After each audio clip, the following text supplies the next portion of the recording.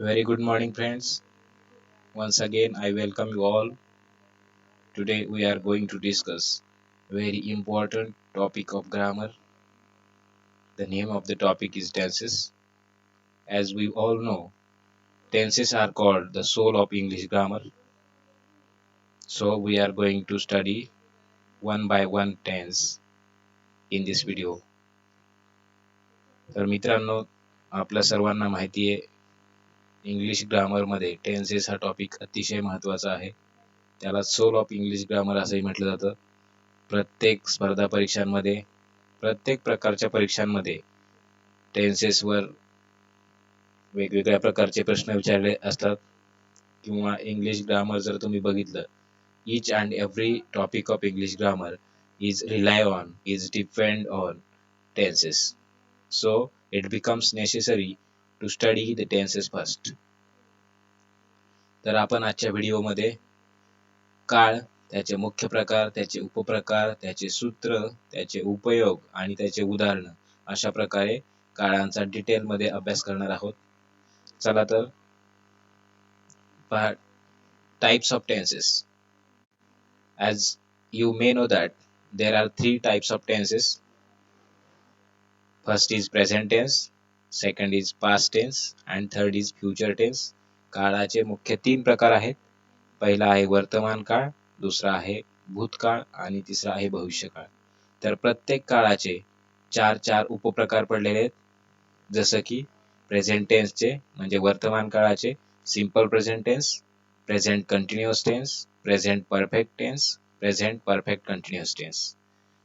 भूतकाळाचे simple past tense म्हणजे साधा भूतकाळ, पास्ट कंटिन्युअस टेन्स चालू भूतकाळ, पास्ट परफेक्ट टेन्स पूर्ण भूतकाळ आणि पास्ट परफेक्ट कंटिन्युअस टेन्स म्हणजे चालू पूर्ण भूतकाळ. तसेच भविष्यकाळाचे आहेत पहा, त्यामध्ये simple future tense, future continuous tense, future perfect tense आणि फ्युचर परफेक्ट कंटिन्युअस टेन्स. तर अशा प्रकारचे काळाचे प्रकार पडतात पहा. तर आपण सुरुवात करूया सिंपल प्रेझेंट टेन्स पासून, साधा वर्तमान काळापासून. आपल्याला माहिती असेल किंवा नसेल, साधा वर्तमान काळ हा टेन्सेस मध्ये अतिशय महत्त्वाचा आहे. म्हणजे जेवढे बाकीचे 11 काळ महत्त्वाचे नाहीत, त्यापेक्षा जास्तही साधा वर्तमान काळ महत्त्वाचा आहे. If we see the sentences and structure of spoken English, we usually speak in simple present tense, or more than 80% we use simple present tense in speaking English. So this tense is very important in tenses. If we see the structure of simple present tense, we come to know that the structure of simple present tense is subject plus main verb plus object. या काळाचं जर सूत्र आपण बघितलं तर आपल्याला असं दिसेल की सब्जेक्ट म्हणजे कर्ता, क्रियापदाचं मुख्य रूप आणि कर्म अशा प्रकारे या काळाचं सूत्र आहे पहा. If we see the uses of this tense, then we will come to know that this tense is used to show the daily routines and repeated actions, habitual actions, universal truths, scientific rules and equations, cricket commentary. म्हणजे या काळाचे जर उपयोग जर आपण बघितले तर आपल्याला असं दिसून येईल की दररोजच्या सवयी असतात आपल्या, त्या सांगण्यासाठी किंवा दैनंदिन क्रिया असतात त्या सांगण्यासाठी, त्रिकालाबाधित सत्य आहेत काही ते सांगण्यासाठी, त्यानंतर वैज्ञानिक नियम, समीकरणे, गणितीय समीकरणे आणि क्रिकेट समालोचन अशा काही गोष्टी सांगण्यासाठी आपण काय करतो, साध्या वर्तमान काळाचा उपयोग करतो. तर साध्या वर्तमान काळामध्ये एक अतिशय महत्त्वाचा रूल आहे पहा. तो काय पहा, if the subject is in third person singular, for example he, she, it or name of any person, then the main verb takes yes or es in simple present tense. म्हणजे काय समजलं मित्रांनो, जर साध्या वर्तमान काळात कर्ता हा ही, सी, इट, पहा हे कर्ते आहेत, ही, सी, इट किंवा एखाद्या व्यक्तीचं नाव आहे यापैकी जर असेल तर साध्या वर्तमान काळात क्रियापद नेहमी यस किंवा ईएस हा प्रत्यय घेतात.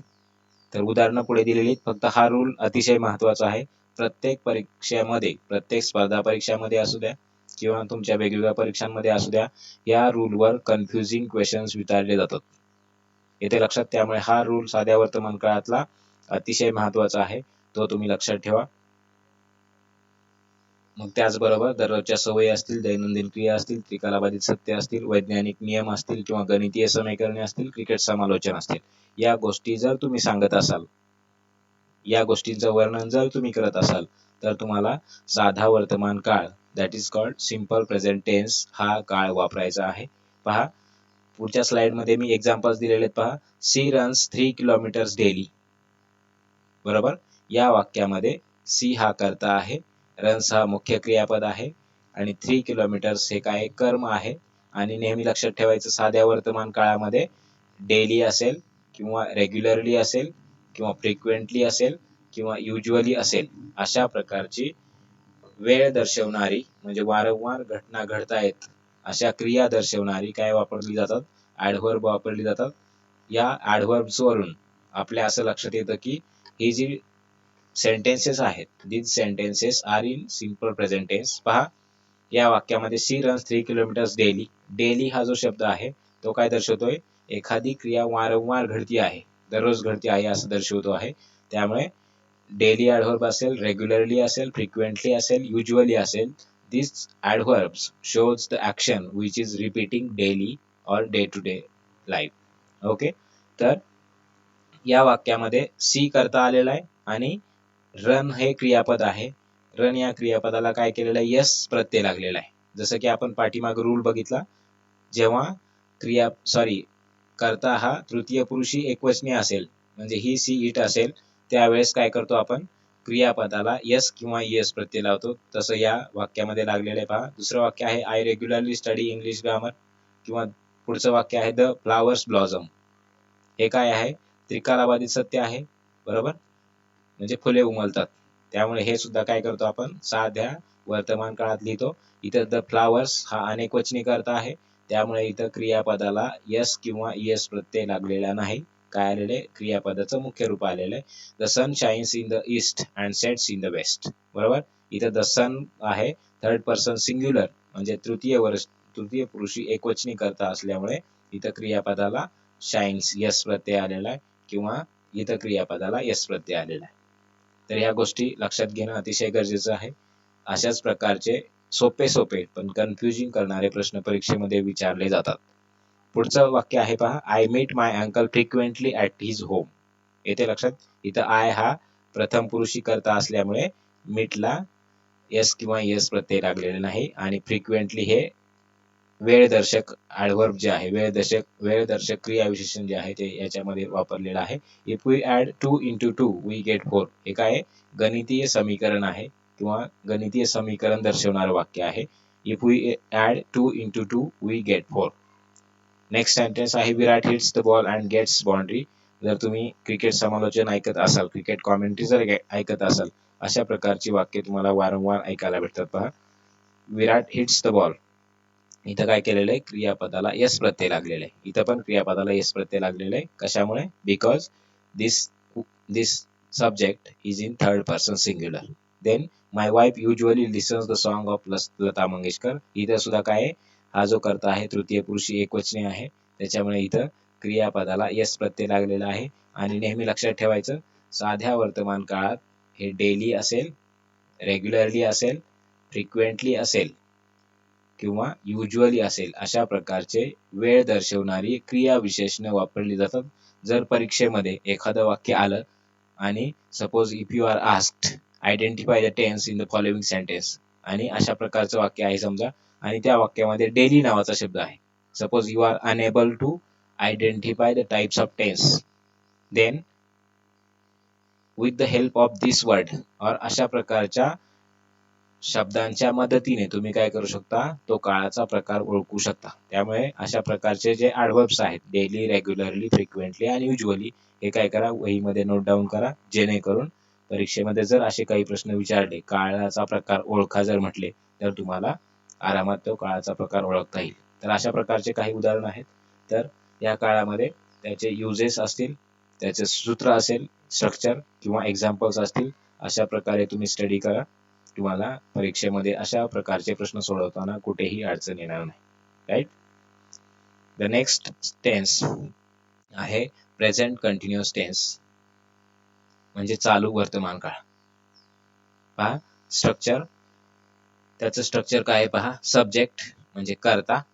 साध्या वर्तमान काळामध्ये एम, इज, आर यापैकी एक हेल्पिंग वर्ब आपल्याला वापरावं लागतं. त्याच्यानंतर क्रियापदाला आयएनजी प्रत्यय लावावा लागतो आणि त्याच्यानंतर ऑब्जेक्ट. तर असं चालू वर्तमान काळाचं सूत्र आहे. कर्ता am, is, are plus verb I N G form of main verb and object. तर पहा याचा उपयोग काय आहे, युजेस काय आहे. This tense shows the action happening while we speaking. पहा काय उपयोग आहे. आपण ज्यावेळेस बोलतो आहे त्यावेळेस क्रिया चालू आहे, बोलते वेळेस क्रिया चालू आहे असं जर आपल्याला सांगायचं असेल, असं जर दर्शवायचं असेल, तर आपल्याला काय करावं लागतं. प्रेझेंट कंटिन्युअस टेन्स म्हणजे चालू वर्तमान काळ वापरावं लागतं. पहा examples. I am watching the TV at this moment. इथं काय आहे, आय हा करता आहे, एम काय आहे, एम इज आर मध्ये हेल्पिंग वर्ब्स आहे, वॉचिंग, वॉच हे मुख्य क्रियापद आहे, त्याला आयएनजी प्रत्यय लावलेला आहे, हे आहे ऑब्जेक्ट, आणि at this moment, at this time, now, at this time अशा प्रकारचे ऍडव्हर्ब्स शोईंग टाइम, वेळ दर्शवणारे क्रियाविशेषणे या काळामध्ये वापरली जातात. जसं साध्या वर्तमान काळामध्ये फ्रिक्वेंटली, रेग्युलरली, डेली अशा प्रकारचे ऍडव्हर्ब्स आपण वापरली, तशा प्रकारे प्रेझेंट कंटिन्युअस टेन्स मध्ये at this moment, at this time, now किंवा ऍट दिस टाइम अशा प्रकारची क्रियाविशेषणे, अशा प्रकारची ऍडव्हर्ब्स आपल्याला वापरावी लागतात. तर ह्या ऍडव्हर्ब्स वरूनही तुम्हाला काळ ओळखता येतो आणि त्याचबरोबर काळाचं सूत्र जे आहे ते तुम्ही लक्षात ठेवणं गरजेचं आहे. Subject am, is, are plus verb ला आयएनजी लावायचं आणि ऑब्जेक्ट. तर हा आहे tense number 2, that is present continuous tense. Let's go ahead. Third tense आहे प्रेझेंट परफेक्ट टेन्स, त्यालाच मराठीमध्ये पूर्ण वर्तमान काळ म्हणतात. Let us see the structure. Structure काय पहा पूर्ण वर्तमान काळाचं. Subject have or has, then past participle of main verb, that is called, we call it V3 for the better understanding, and then object. म्हणजे या काळाचं सूत्र कसं आहे पहा. कर्ता हॅव किंवा हॅज, क्रियापदाचं तिसरं रूप आणि कर्म, असं हे काळाचं सूत्र आहे पहा. उपयोग काय आहे, उपयोग हा काळ कुठे वापरला जातो पहा. The action has just completed at the time of speaking, म्हणजे बोलते वेळी नुकतीच क्रिया पूर्ण झालेली आहे असं जर आपल्याला सांगायचं असेल तर आपण काय करतो, प्रेझेंट परफेक्ट टेन्स वापरतो. We use present perfect tense to show the action has just completed at the time of speaking. जर मला असं म्हणायचं आहे मी काय केलं, आताच जेवण केलं, बरोबर, तर मला काय वापरावं लागेल त्यावेळेस पूर्ण वर्तमान काळ वापरावं लागेल. फॉर एक्झाम्पल पहा, he has just finished his homework, किंवा the principal has not come yet, किंवा पुढचं उदाहरण आहे the train has already left, किंवा students have read the newspaper. अशा प्रकारचे वाक्य, म्हणजे ज्या वाक्यांमध्ये क्रिया नुकत्याच पूर्ण झालेल्या आहेत असं आपल्याला दर्शवायचं जर असेल तर त्यावेळेस काय करतो आपण, पूर्ण वर्तमान काळ म्हणजे प्रेझेंट परफेक्ट टेन्स वापरतो. आणि या काळामध्ये वेळ दर्शवणारी क्रिया विशेषणे कोणती आहेत पहा. जस्ट असेल, किंवा येट असेल, किंवा ऑलरेडी असेल.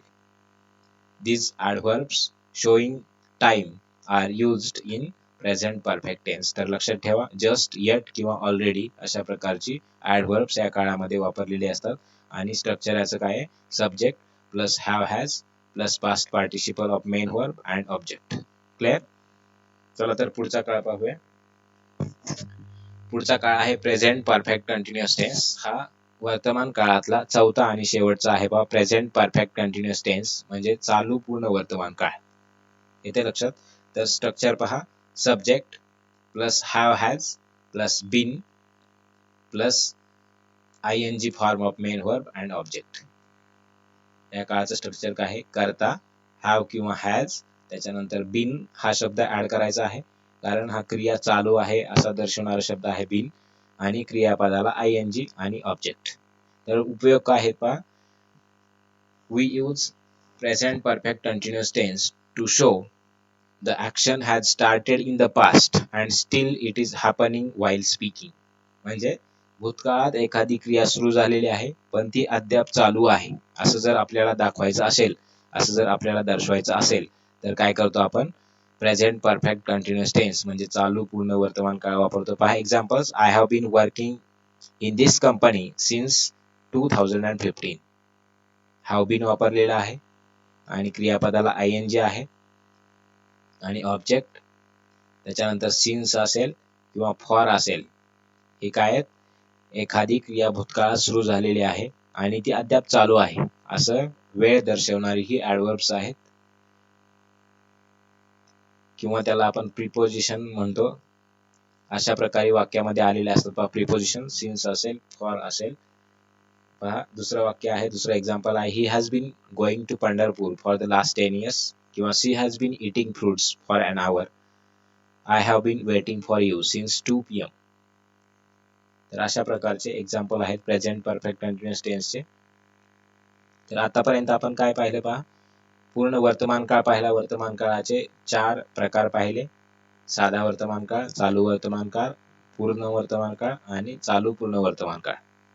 तर त्या according to the structure, according to the uses and according to the example, it is very easy to take it in our mind all the tenses for our study. तर इथं present tense आपला संपलेला आहे. तर पुढे पहा, आता past tense कडे जायचं आहे आपल्याला. तसंच जसं प्रेझेंट टेन्सचे 4 मुख्य प्रकार, उपप्रकार पडले होते, तसेच भूतकाळाचेही पास्ट टेन्सचेही 4 उपप्रकार पडलेले आहेत. त्यातला पहिला आहे सिंपल पास्ट टेन्स म्हणजे साधा भूतकाळ. पहा साध्या भूतकाळाचं सूत्र काय, subject plus past form of verb that is called V2 आणि ऑब्जेक्ट.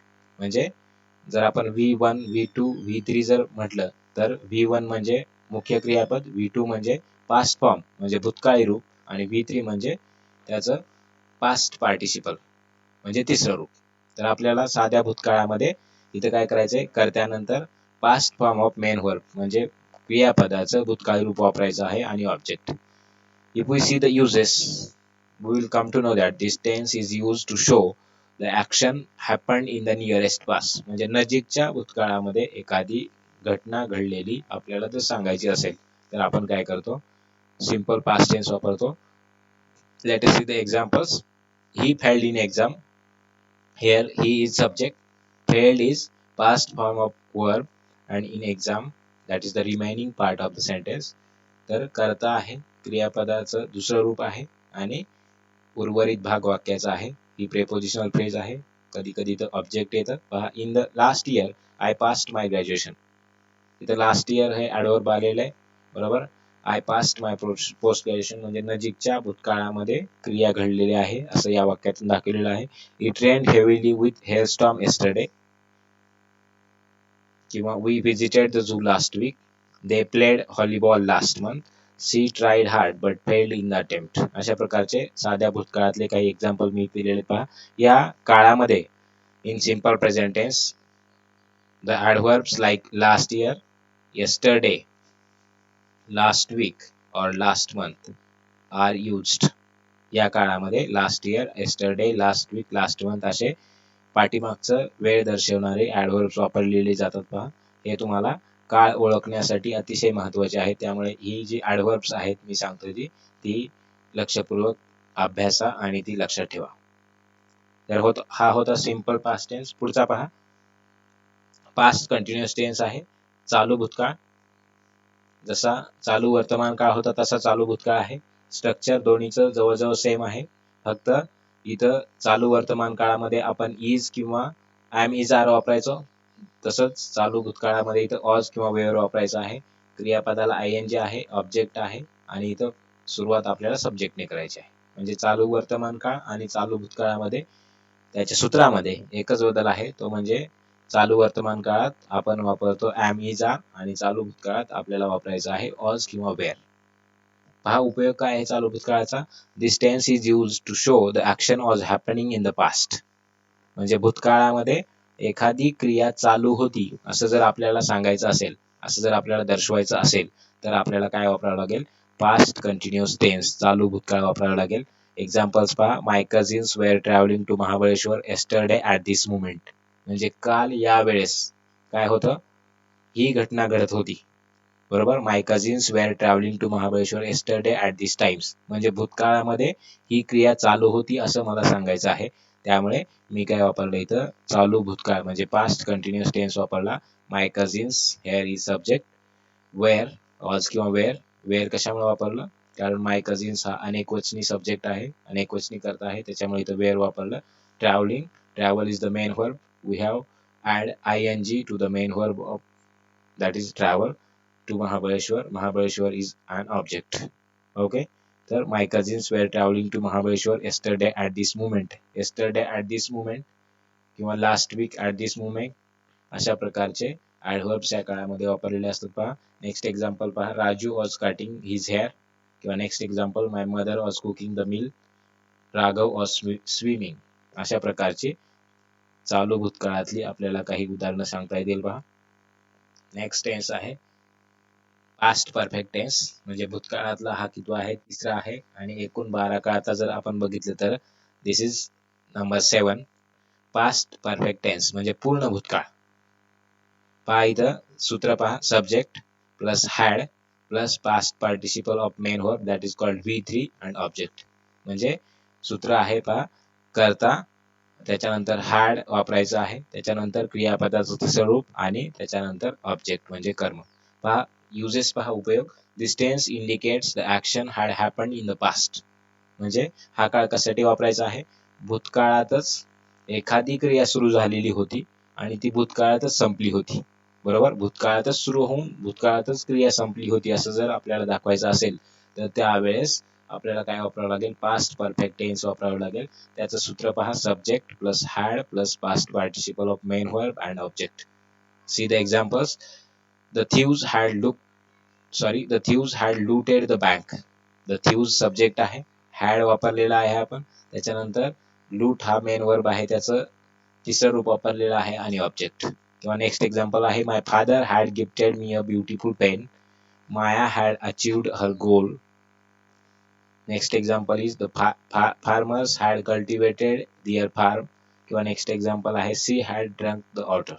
असे काही पूर्ण भूतकाळातले एक्झाम्पल्स तुम्हाला सांगता येतील. नेक्स्ट टेन्स आहे पहा, पास्ट परफेक्ट कंटिन्युअस टेन्स.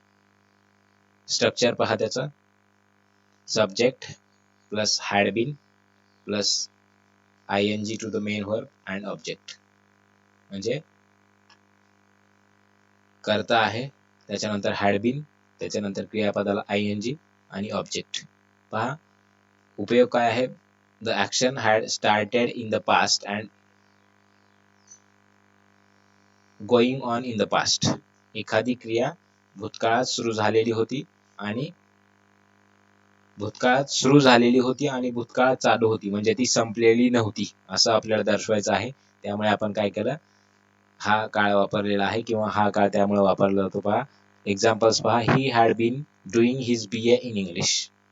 पहा ही करता आहे, हॅड बीन, त्याच्यानंतर क्रियापदाला ing आणि ऑब्जेक्ट. म्हणजे भूतकाळातच एखादी क्रिया सुरू झालेली होती आणि भूतकाळातच चालू होती, ती अद्याप संपलेली नव्हती असं आपल्याला दर्शवायचं आहे. She had been working for Tata company. किंवा another example, my brother had been doing a noble work. किंवा next example, she had been receiving a cheque. अशा प्रकारचे एक्झाम्पल आपल्याला सांगता येतील. पहा हा झाला पास्ट टेन्स. पास्ट टेन्समध्येही आपण 4 काळ बघितले, simple past, past continuous, past perfect आणि पास्ट परफेक्ट कंटिन्युअस टेन्स. तर त्यामध्ये वापरलेले ॲडव्हर्ब्स लक्षात ठेवा, प्रत्येक काळाचे सूत्र जे आहेत, स्ट्रक्चर मी सांगितले ते लक्षात ठेवा आणि त्या काळाचे उपयोग लक्षात ठेवा. तुम्हाला परीक्षेमध्ये कुठलीही अडचण येणार नाही. तर लास्ट टेन्स आहे, शेवटचा मुख्य प्रकार आहे फ्युचर टेन्स. फ्युचर टेन्समध्येही there are 4 sub types of future tense. First is simple future, second is future continuous, third is future perfect and fourth one future perfect continuous tense. तर पहा future मधला पहिला आहे सिंपल फ्युचर टेन्स म्हणजे साधा भविष्यकाळ. त्याचं सूत्र पहा. साध्या भविष्यकाळाचं यस म्हणजे सब्जेक्ट, शाल और विल, शाल किंवा विल, त्याच्यानंतर V1 म्हणजे क्रियापदाचं मुख्य रूप आणि ऑब्जेक्ट कर्म. त्याचे उपयोग काय आहेत पहा. The action will happen in the future. If you want to show the particular action will happen in the future, that time we will have to use simple future tense. म्हणजे आपल्याला जर असं म्हणायचं असेल की भविष्यकाळात एखादी क्रिया होणार आहे, घडणार आहे, तर आपण काय करायला पाहिजे त्यावेळेस सिंपल फ्युचर टेन्स साधा भविष्यकाळ वापरायला पाहिजे. पहा एक्झाम्पल्स पहा. She will undertake the new work tomorrow, or they will send the boy next week. Raju will leave for America next month. किंवा the teacher will call me the day after tomorrow. या काळामध्ये साध्या भविष्य काळामध्ये पहा कोणते ॲडवर्ब्स वापरतो आपण. टुमॉरो असेल, नेक्स्ट वीक असेल, नेक्स्ट मंथ असेल किंवा डे आफ्टर टुमॉरो असेल, असे भविष्यातील वेळ दर्शवणारे ॲडवर्ब्स या काळामध्ये वापरलेले असतात. तर हे ॲडवर्ब्स तुम्ही लक्षात ठेवा, जेणेकरून तुम्हाला जर परीक्षेमध्ये अशा प्रकारची वाक्य विचारली तर तुम्हाला त्याचं उत्तर लिहिणं सोपं जाईल. त्यामुळे हे ॲडवर्ब्स या काळात वापरलेले लक्षात ठेवणं गरजेचं आहे. नेक्स्ट टेन्स आहे फ्युचर कंटिन्युअस टेन्स. त्याला मराठीमध्ये चालू भविष्यकाळ म्हणतो आपण. स्ट्रक्चर पहा. सब्जेक्ट, शाल और विल, त्यानंतर बी, त्यानंतर क्रियापदाला ING आणि ऑब्जेक्ट. या काळामध्ये काय करायचं आहे आपल्याला. शाल विल वापरल्यानंतर बी हा शब्द ऍड करायचा आहे. तो क्रिया चालू आहे असं दर्शवतो पहा शब्द. युजेस पहा. The action will be going on in the future. म्हणजे भविष्यकाळात एखादी क्रिया सुरू होणार आहे आणि ती भविष्यकाळात चालू असेल, चालू असणार आहे, हे आपल्याला दर्शवायचं असेल तर आपल्याला काय करायचं आहे. फ्युचर कंटिन्युअस टेन्स वापरायचा आहे. पहा example. Seema will be speaking in the programme tomorrow at this time. किंवा I shall be watching film. They will be enjoying in the party. Sham will be playing cricket. My sister will be watering the plants. किंवा Rajesh will be helping his boss. असे काही future continuous tense मधले आहेत पहा.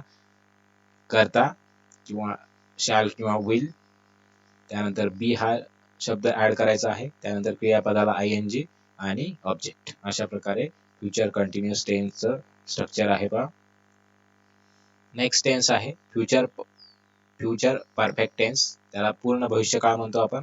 त्याचं सूत्र जर आपण पाहिलं तर आपल्या असं लक्षात येईल की सब्जेक्ट आहे, त्यानंतर शाल किंवा विल आहे, त्यानंतर हॅव हा कंपल्सरी शब्द ऍड करायचा आहे. बऱ्याच विद्यार्थ्यांचं कन्फ्युजन असतं, जर इथं तृतीय पुरुषी करता असेल किंवा ही सी इट असेल तर इथं हॅवच्या ऐवजी हॅज का नाही, बरोबर. पण स्ट्रक्चरच असं आहे, तिथं तुम्ही शाल किंवा विल वापरल्यानंतर इथं तुम्हाला ऑप्शन नाहीये, बरोबर. इथं तुम्हाला फक्त हॅवच हा शब्द ऍड करायचा आहे. इथं हॅज तुम्ही यूज करू शकत नाही. म्हणजे स्ट्रक्चर कसं आहे. Yes subject, then shall or will, then we will have to add have, then past participle of main verb that is called V3 and then object. पहा युजेस काय आहेत, उपयोग काय. The action will have completed in the future. भविष्यकाळात एखादी क्रिया सुरू होईल आणि ती भविष्यकाळात संपलेली असेल असं जर आपल्याला दर्शवायचं असेल तर आपल्याला काय करायचं आहे. फ्युचर परफेक्ट टेन्स वापरायचा आहे. फॉर एक्झाम्पल पहा. Doctor Patil will have awarded the degree. Doctor Patil is the subject, will have, बरोबर. Then past participle of main verb awarded and then object. येते लक्षात. किंवा पुढचं उदाहरण पहा. Shreyas will have own the match.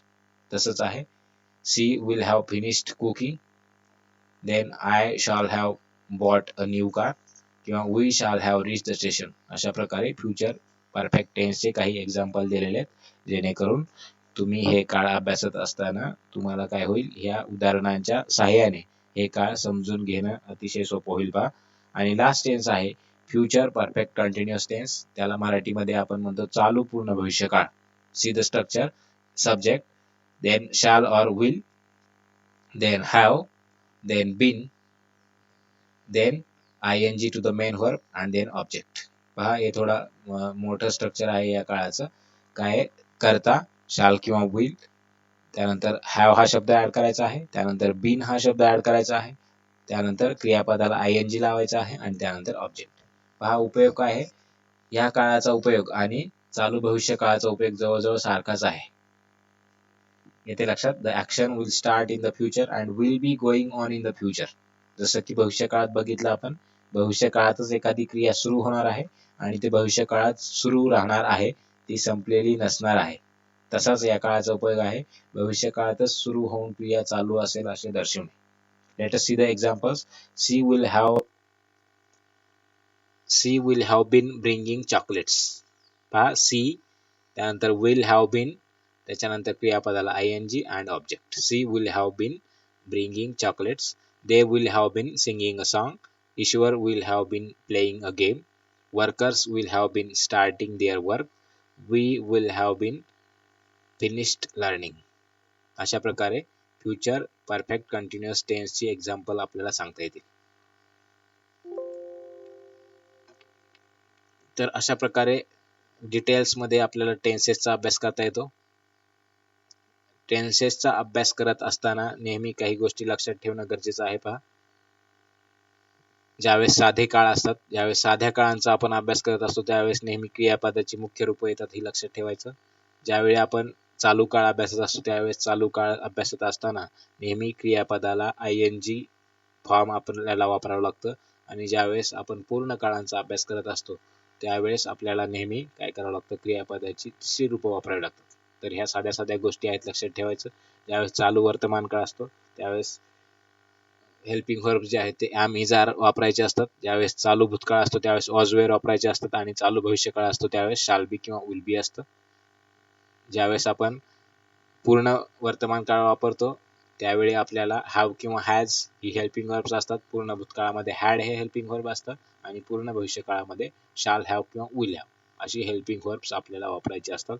तर आपण जर पाठीमागच्या काही क्वेश्चन पेपर बघितल्या, तर आपल्याला असं लक्षात येईल की परीक्षेमध्ये अतिशय सोपे सोपे प्रश्न विचारलेले आहेत. पहा, फक्त आपल्याला थोडंसं डोकं शांत ठेवून थोडासा त्या प्रश्नावर विचार करून आपल्याला उत्तर लिहायचं आहे. फॉर एक्झाम्पल, मी काही पाठीमागचे प्रश्न बघितले. पहा, तर अशा प्रकारचा प्रश्न होता, she cut the mango. Identify the types of tense. She cut the mango. She हे मुख्य क्रियापद आहे. कट हे पण सी हा कर्ता आहे. कट हे क्रियापद आहे आणि द मँगो हे ऑब्जेक्ट आहे. अतिशय सोपं वाक्य आहे, पण तुम्ही इथंही कन्फ्युजन करता. कसं कन्फ्युजन करता? पहा, तुम्ही याचं उत्तर लिहिता साधा वर्तमान काळ. जर इथं साधा वर्तमान काळ असता, तर साध्या वर्तमान काळामध्ये क्रियापदाला एस किंवा ईएस प्रत्यय लागतं. कधी? ज्यावेळेस कर्ता तृतीय पुरुषी एकवचनी असतो त्यावेळेस. पण इथं एस किंवा ईएस प्रत्यय लागलेले नाही. म्हणजे याचा अर्थ कट हे जे क्रियापद आहे, ते क्रियापदाचं दुसरं रूप म्हणून आलेलं आहे. समजतंय? जर कर्ता सी असेल आणि जर वाक्य साध्या वर्तमान काळातलं असेल, तर वाक्य कसं असतं? She cuts the mango. बरोबर, सी कट द मँगो आहे, याचा अर्थ हे वाक्य आहे साध्या भूतकाळातलं वाक्य आहे. बरोबर, कट हे असं क्रियापद आहे की त्याची तीनही रूपं सारखी आहेत.